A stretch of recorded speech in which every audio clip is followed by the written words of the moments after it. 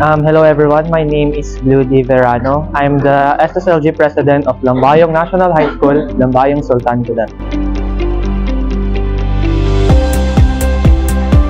Bilang isang student leader, ang kwentong kapayapaan na gusto kong ibahagi ay kung saan po ako nakatira.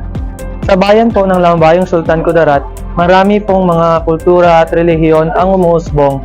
Bale, magkakaiba-iba po ng mga pangkat etniko.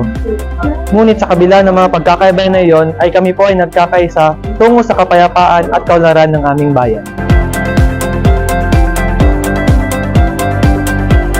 Bilang isang student leader para sa kapayapaan, makikipagsapalaran po ako sa mga guro, magulang at maging sa aming lokal na gobyerno upang sa ganon ay magpapatupad ng mga programa para po sa kapayapaan.